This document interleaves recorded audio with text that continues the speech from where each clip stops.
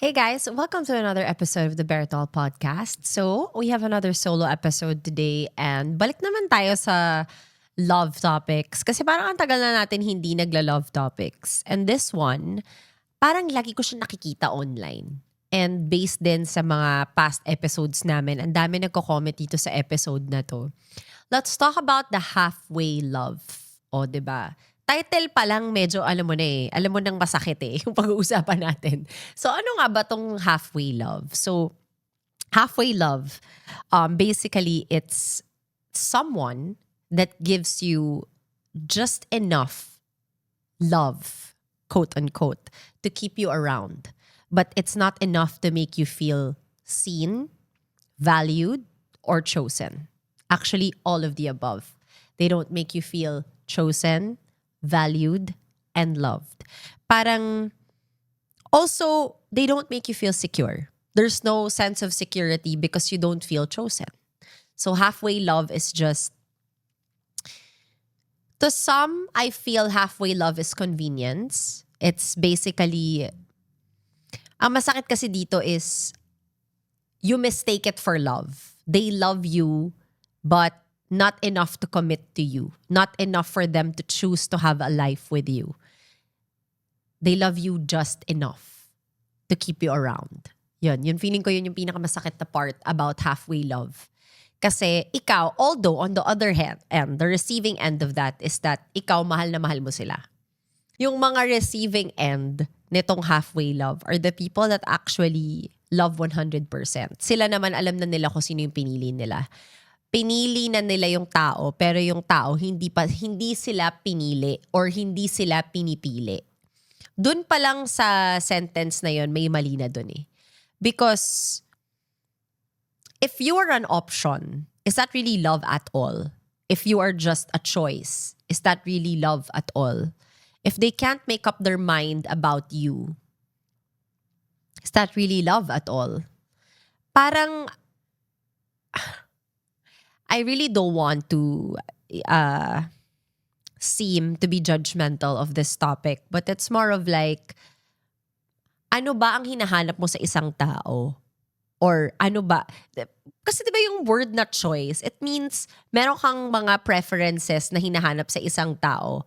Tapos hindi mo sila mahanap doon sa mga tao na yon or may kulang. Pero ayaw mo silang mawala.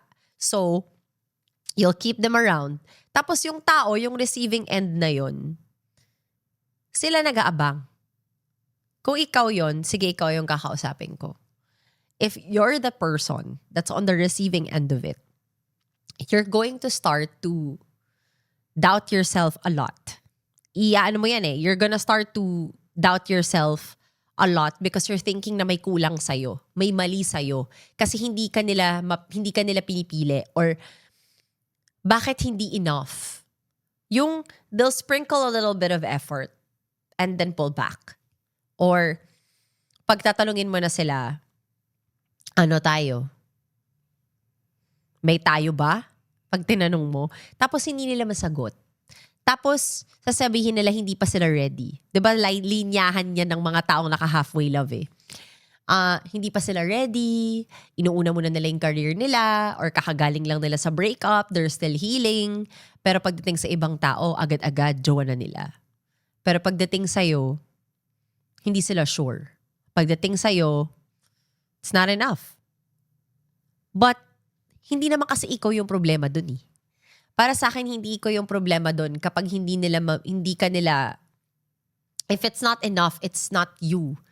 It's not a you problem. It's a them problem.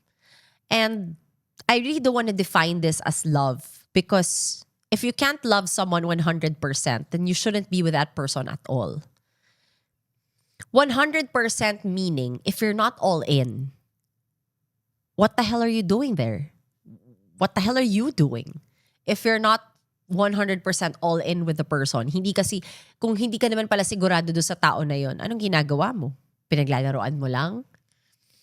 Or you're just waiting for someone that fits to your standards and then you leave them? So habang wala, dito ka muna. Mananakit ka muna ng ibang tao, ganun. Parang, it's so cruel to love someone halfway and make them feel like they're not enough. To make them feel, parang there's like a mental, meron yang naapektuhan ng mental health mo dyan kapag ang isang tao hindi ka pinipili. Imbes na makita mo yung mali dun sa tao, you're blaming yourself.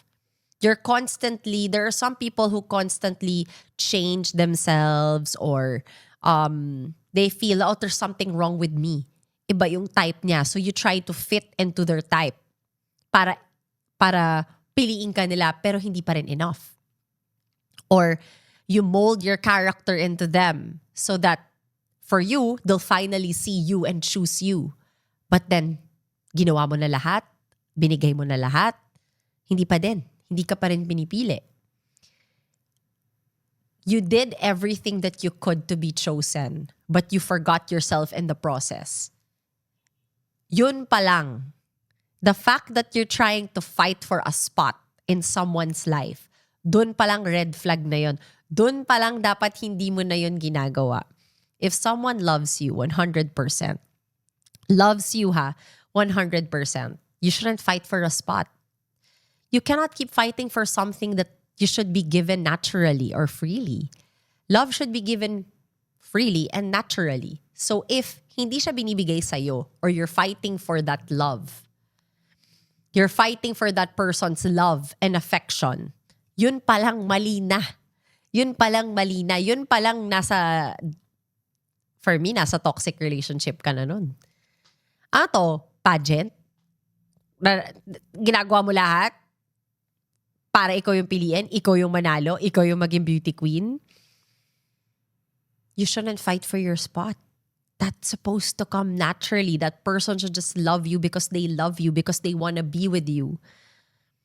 Not because hindi pa nila makuha yung gusto nila, or not because hindi pa dumadating yung bet nila.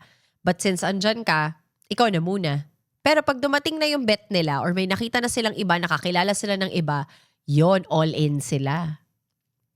And then you'll be left with so much doubt, so much regrets, and so much resentment in your heart because you did everything that you could for this person to love you and they never did. They never could choose you. But how come it's so easy for them to choose others and not choose you? You shouldn't, because in the first place, you should not have been in that position in your life na hinayaan mo kasi. You allowed it to happen. Ano yan hindi kasi pwedeng isang tao lang, oo, sobrang asshole lang taong gumagawa nito. Pero kapag pinapayagan mo din kasi yung tao na tratuhin ka a certain way, you're also at fault. Kasalanan mo din. Because the thing is, you know what you deserve. You know that hindi mo deserve ma-halfway love. Hindi mo deserve na maparamdaman ng ganyan. But you stayed. Lumabang ka pa rin. If one day, makikita niya that I've always been here and then he'll choose me. Oh my God. What if that day never comes? Chances are it never does. If it already started with halfway love, it will end with halfway love. That's the sad truth about this episode. I hate that I always have to be, every time I read comments or let's say may lumalabas kami na teaser tapos nagbabasa ako ng comments.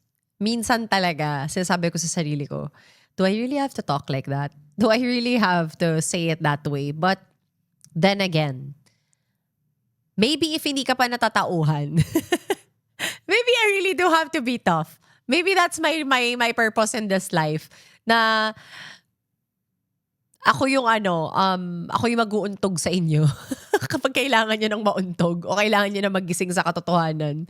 Baka ako yon. So, I'll take it. Alam mo yon. Okay. So, meron pa ditong isa. I-share ko sa inyo. Okay. So, sabi dito, the worst kind of heartbreak isn't when someone doesn't love you at all.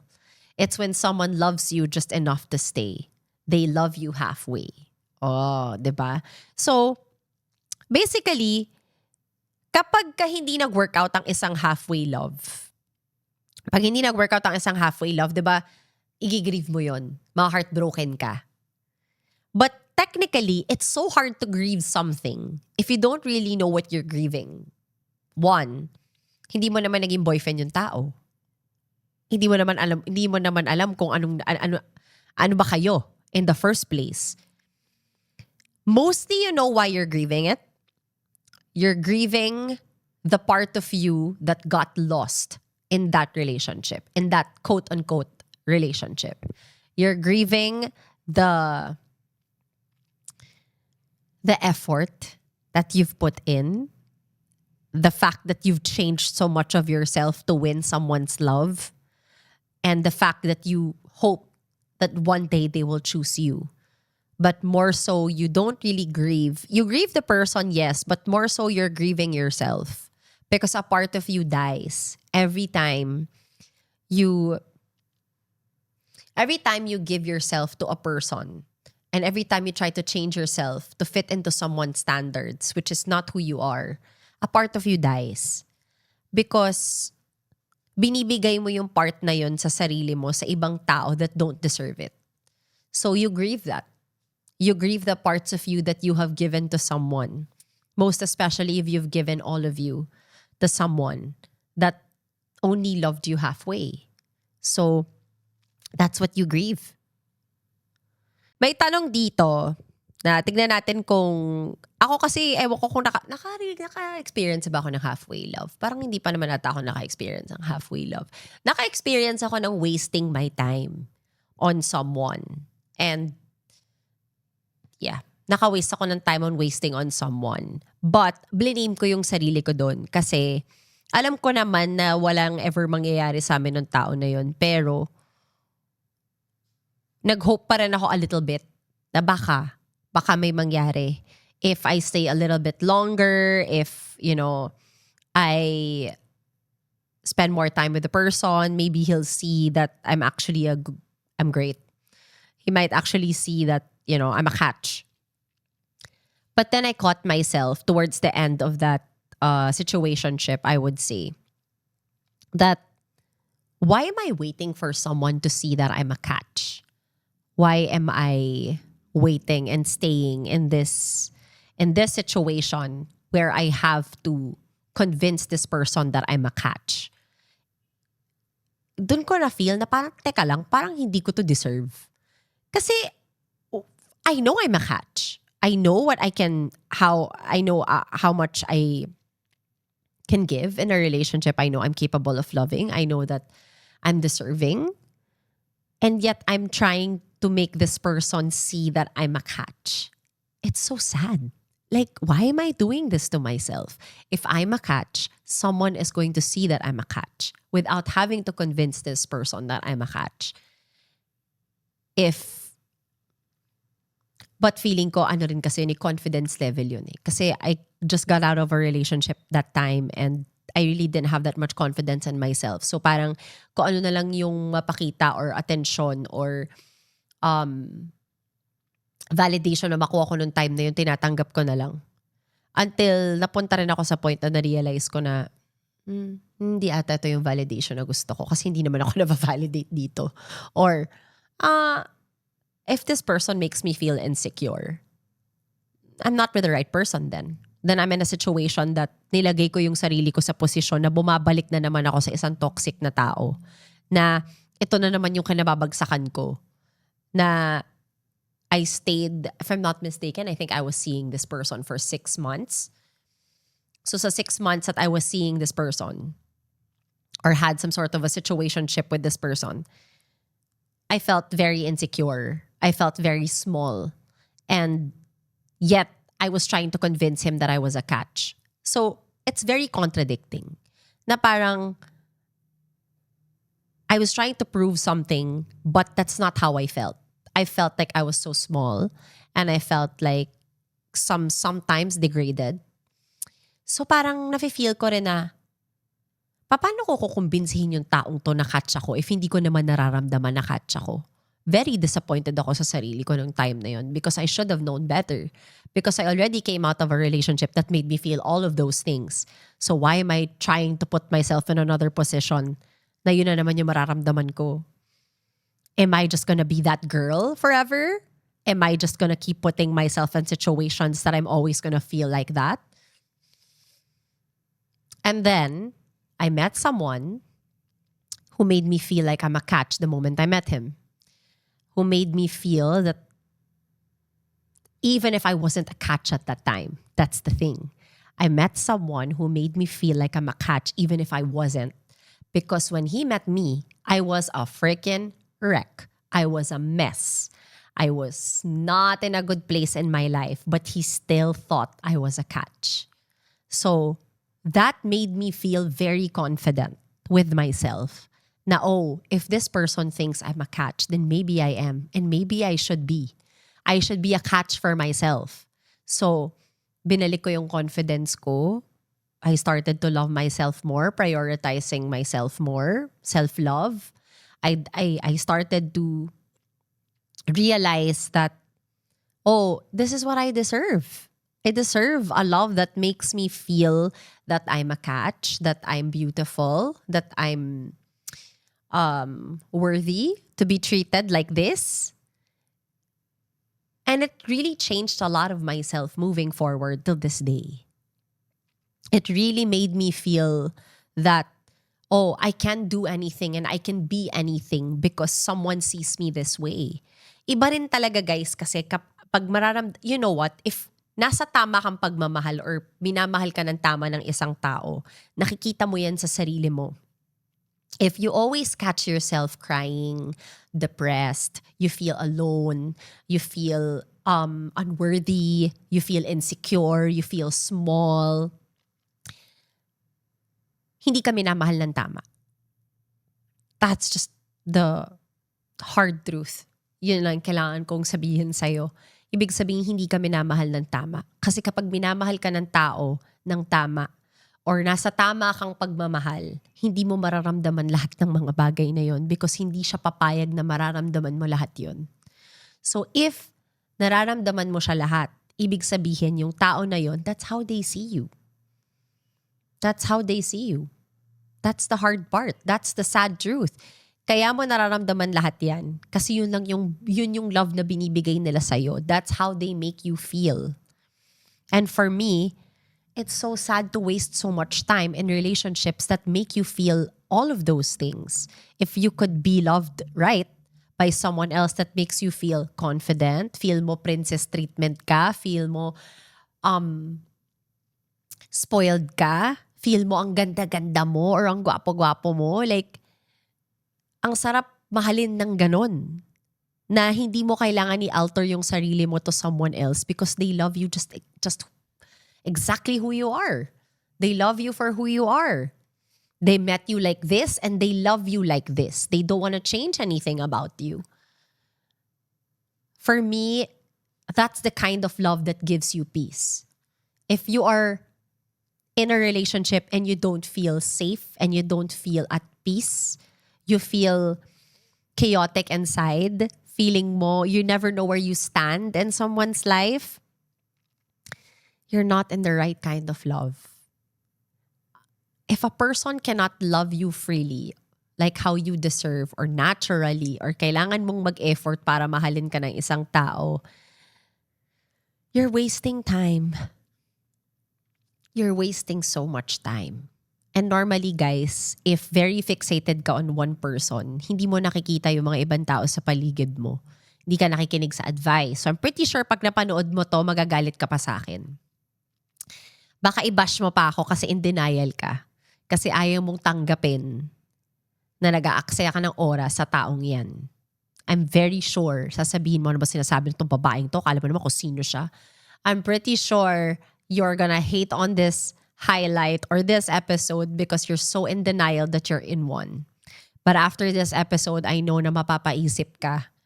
Alam ko mapapaisip ka sa mga naririnig mo ngayon kasi marirealize mo na ang tanga-tanga mo na. Sorry, I had to say it. Somebody has to. Because who will? Diba? Sino magsasabi sa'yo kung hindi ka nakikinig sa kaibigan mo, sa best friend mo, sa kapatid mo, sa nanay mo, sa tatay mo, sa coworker mo? Sino magsasabi? So ako na lang. You're wasting time. And for what? Is it really worth it? You're waiting for this person to love you the way that you deserve? Why do you have to wait? Why do you have to wait if love should just be given freely? 'Di ba? Parang, hindi hihintayin ko mamahalin niya rin ako. Ulitin mo nga yun. Tignan mo yung sarili mo sa salamin, ulitin mo yun. Mamahalin niya rin ako. Oh my God! Okay ka lang? Mamahalin niya rin ako. Oh my gosh. The day, sipin mo sa sarili mo, you're wasting so much time with a person na inaantay mo na mahalin ka rin niya. Oh my God. Life is too precious to waste your time on assholes. That's for sure. That's for sure. Okay. So, if someone is unsure about you, I advise that you don't be unsure of yourself. That's one thing that you should not be unsure of. And that's yourself. If this person is making you question everything that makes you beautiful and everything that makes you who you are, and you start to question if you're pretty enough, if you're smart enough, if you're good enough, if you're worthy enough for his love, and it's not worth it. Alam nyo guys, kapag napakasimple lang talaga ng buhay if you think about it, we always just choose to put ourselves in situations that do this to us. Kung sa totoo lang, kung iisipin mo rin naman, kapag ang isang tao hindi maganda ang ugali sa'yo or hindi maganda yung treatment sa'yo, di ba dapat, alam mo naman sa isip mo, dapat iwanan mo na yung tao. Pero ano ba laging pinipili natin? Di ba lagi natin pinipiling ilaban? Lagi natin pinipili yung tao na, lagi natin pinipili or kino-convince yung sarili natin na hindi, mabuti silang tao. Hindi, ngayon lang nila to gagawin sa atin. Hindi na to mauulit. Or hindi, ako talaga yung mahal niya. Or hindi, ako talaga yung pipiliin niya, kailangan ko lang mag-antay. Napakadali naman talagang, to be honest, if kung iisipin mo lang, right or wrong naman lang ang choices, di ba? But lagi tayong nagdudwell sa in-between. Lagi natin pinipili na mag-dwell sa in-between. The difference between right and wrong. We're always in the middle. We always fight for it. And always say na, no, they're gonna change. No, they're gonna love me. No, they're gonna see how great I am. Oh, they're gonna see what I'm... But in retrospect, you already knew what you should have been doing or what you should have done in the first place, which is not to be with that person. But no, we don't like easy. Humans don't like easy. For some reason, we like a challenge. For some reason, we always want to challenge ourselves. We always want to go in deep with all of this crap. Kahit sobrang dali lang naman talaga gumawa ng desisyon sa buhay na, wala kang kwentang lalaki, asshole to, bye, never again. Hindi tayo ganun eh. Gusto natin nahihirapan tayo bago tayo magising. So I feel like etong episode na to will revolve around siguro making you realize that, you know, there is such a thing as real love. And if you're in a halfway love, that's not real love. Because they're making you believe, they're making you hope that there is a future, that they will choose you someday, that it's going to happen, but it really never will. It really never will. And for some people that will comment na, nagsimula kami sa ganyan, tapos nag-end up kami together. Kamusta kayo? Kamusta? Nagbago ba yung treatment niya sa'yo? Do you feel happy? Are you secured? Do you feel safe? Does he make you feel like you're the most beautiful person on earth? Does he take care of you? Or does she take care of you? How is that relationship going? May nagbago ba? Do you feel like it's that kind of love that makes you feel like home, secure, happy, confident? Or do you feel like he just settled because naaawa siya sa'yo because you waited too long? Kung ikaw yan, I hope you answer this question. I hope you answer that question.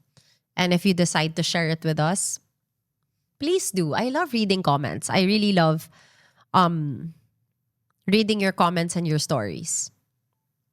We will actually dedicate an episode reading your stories. Kasi may mga stories kami na natatanggap din talaga na medyo intense yung mga, ang dami pala nangyayari sa inyo guys. Alam mo, yung parang alam mo, may nakakatanggap kami ng mga messages na nakaka-warm ng puso. Yun yung mga iba, gusto ko kayong tawagan and gusto ko kayong alugin. Parang ano ba? Gusto ko, ba't kayo pumapayag sa ganitong mga sitwasyon? But these are some factors or reasons why people stay in halfway love. Some people would rather see the potential of what they could be instead of seeing the patterns. So sometimes nakikita mo yung potential ng, alam mo yung potential sometimes ano lang yan daydreaming. Nagde-daydream ka na itong taong to one day, magigising na lang siya tapos mahal na mahal ka na niya. Or nai-imagine nyo kung ano yung magiging itsura nyo pag magjowa na kayo or pag mag-asawa na kayo. You see the potential of what they could be but not who they are. Kasi kung makikita mo yung pattern ng tao na yon, sisiguraduhin ko sa yung hindi ka may in love sa kanya. Talagang imposible yan. But if you're in love with the potential, then yes, there is a high chance that you will really fall in love with the person because you're seeing a different person in them. You want to see that kind of person in them. So you're waiting around until they become it. Until they become that person you wish that they become. But you choose to ignore the patterns. That's the thing, guys. The patterns are what we have to start looking at. Because sometimes the patterns are hard to break. Hindi siya, di ba nga, there's a term, it's called break the pattern. Because there are some patterns that move generations. Umaabot siya, it becomes a generational thing until someone breaks it. So if you choose to see the potential and not the pattern, what you're doing now is the pattern still continues. It will never change. No one is breaking the pattern because you're still busy daydreaming about their potential. That's the thing. That's the thing. And sometimes you also just hold on to the memories. Yung mga memories nyo, yung mga little memories or yung mga little times or little moments na binigay niya sa'yo na pinakilig ka niya. Yun yung pinangahawakan mo kasi iniisip mo kung binigyan niya ako nito, kung sinabi niya sa akin to, nung tinext niya sa akin to, nung lumabas kami dito, nung binigay niya sa akin yung regalo na to, ibig sabihin mahal niya ako. Ibig sabihin naalala niya ako. If pangahawakan mo talaga yon, madidilulo ka talaga. Yun talaga madidilulo ka talaga. Kasi hindi mo iniisip yung ibang parts. Kasi kung iisipin mo yung good parts, isipin mo rin yung bad parts. Isipin mo rin, oo, binigay niya to sa akin, naalala niyang ibigay sa akin tong regalo na to, or naalala niya na minention ko sa kanya that let's say I like stickers. So nakakita siya ng stickers, binila niya ako ng sticker. Ano nangyari pagkatapos niya binigay yung sticker? May message ka ba niya ulit? Ilang days bago kanya tinext ulit? Nag-ghost ka ba after? Pagkatapos nun, anong oras ka nakarinig sa kanya? 3 a.m., 4 a.m., 1 week after. O diba? Imbes na mapansin mo yung pattern na ginagawa niya sa'yo or kung paano kanya bigyan ng atensyon, yung pattern na atensyon na binibigay niya sa'yo, ang gusto mong makita is, naalala niyang bilhan ako ng sticker. Sometimes you just need to analyze. You cannot see the bad if you cannot see the bad if you always choose to just see the good. It has to be both. It has to be balanced. You have to see both sides. Tas the good, mas marami bang good kesa sa bad o mas maraming bad kesa sa good? Scale mo yon. Pag-isipan mo yon. Kasi ito yung mga times na hindi mo na mababalik sa buhay mo.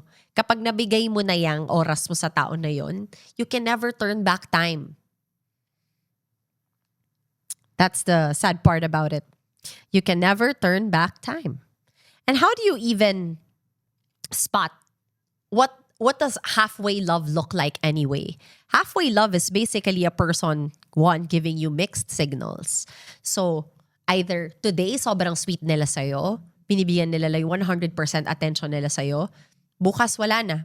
Silence. Di ka nila i-message until how many days? Yung ibang tao, not ibang tao, most of the time they're very inconsistent. They don't really show you consistent effort.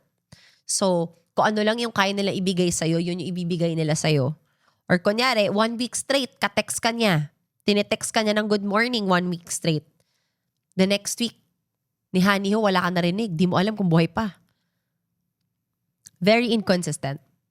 Kung naka-experience ka ng real love, hindi magkakaroon ng isang araw na hindi ka ite-text ng taong mahal mo.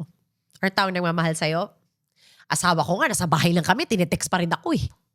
Nandun sa banyo, ka-text ko pa. Or nag-workout lang, nagra-running sa village, tinetext pa rin ako. Nagsisend pa rin ng update. Nasa baba lang ako, nasa second floor siya, tinetext pa rin ako. Nagsisend pa rin ng pictures, nagsisend pa rin ng jokes, nagsisend pa rin ng memes. Lagi pa rin ako naaalala.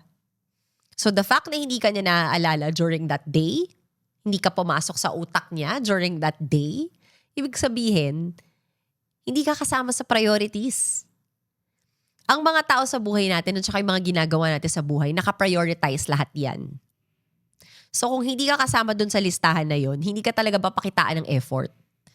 Priorities and effort go hand in hand. If you're not a priority, they will not exert effort. They will not show effort. That itself is already a sign.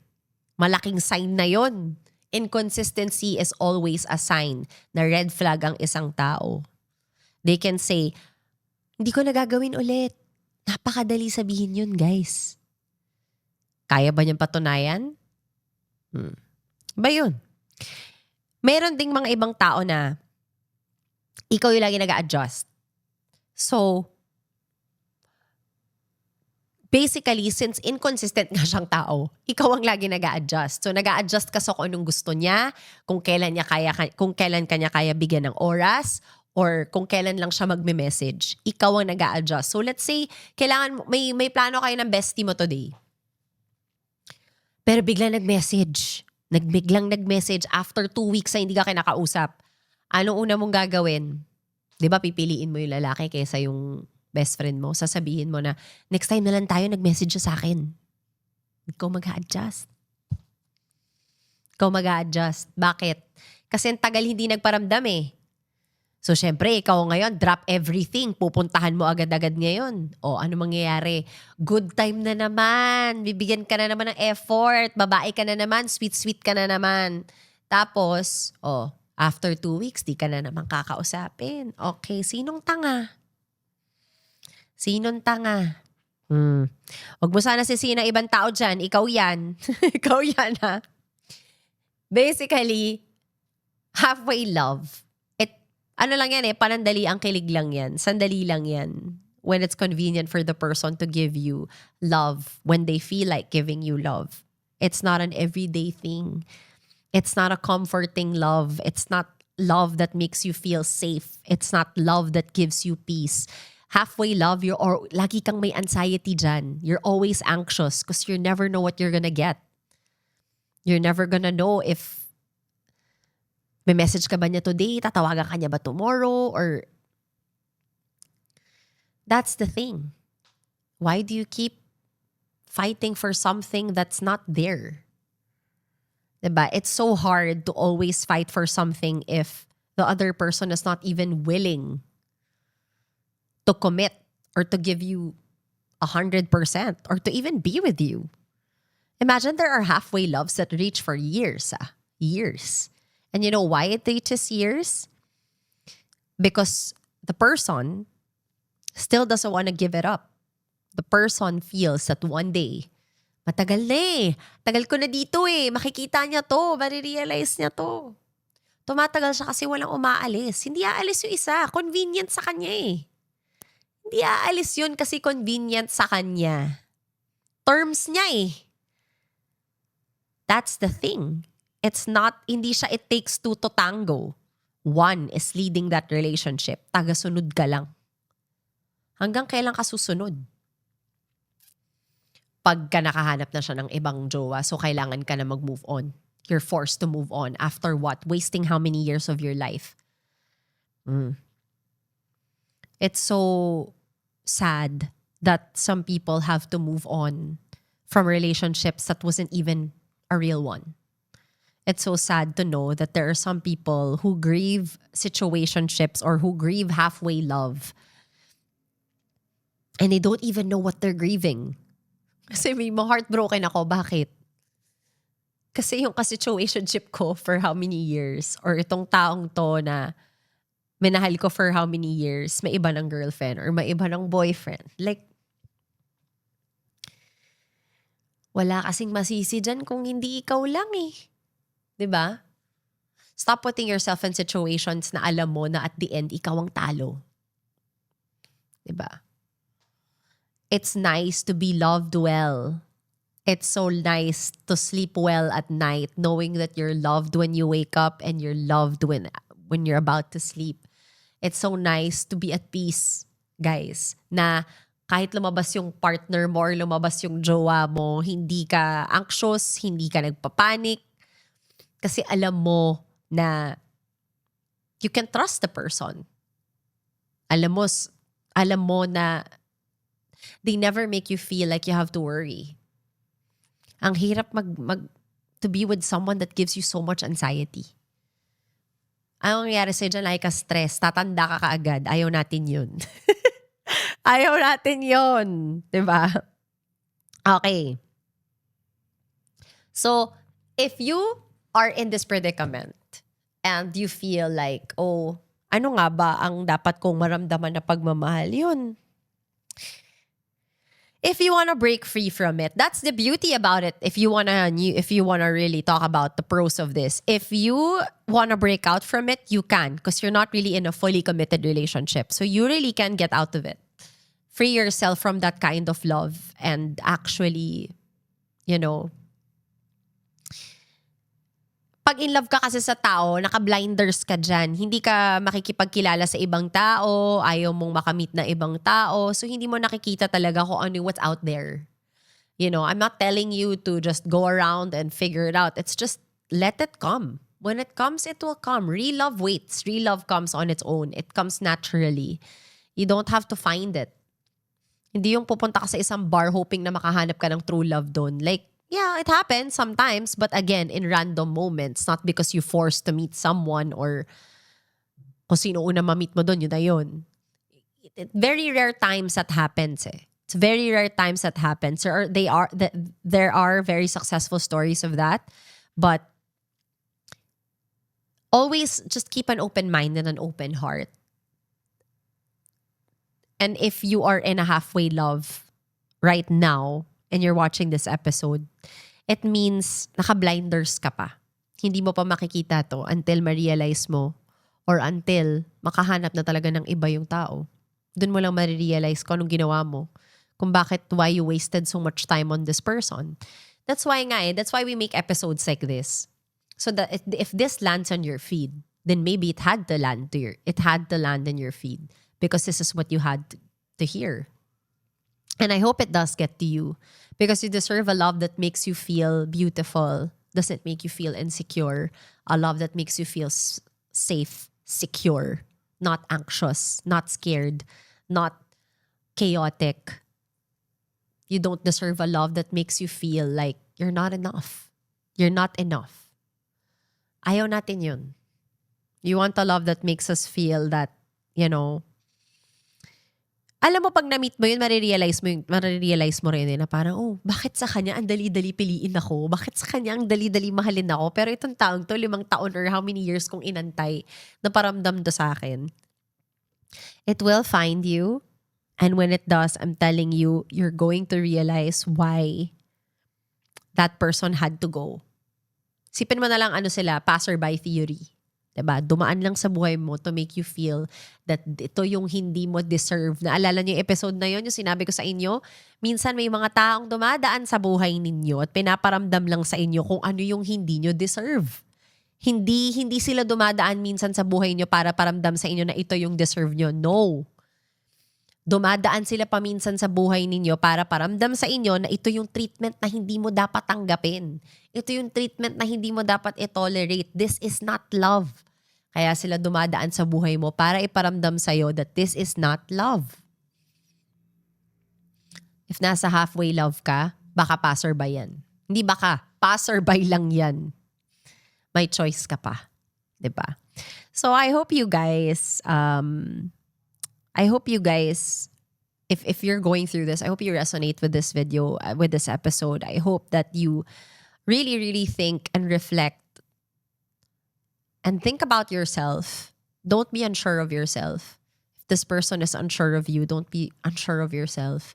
That's the one thing that no one can take away from you. Do not let anyone take that away from you. Always be sure of what you are and who you are. And someone who will love you the way that you deserve will love you exactly for who you are. They will never try to change you, and they will never make you feel small. There is a lot of peace and happiness that come with real love, and I hope it finds you. I hope you guys enjoyed this episode, and I'll see you guys on the next one. Bye.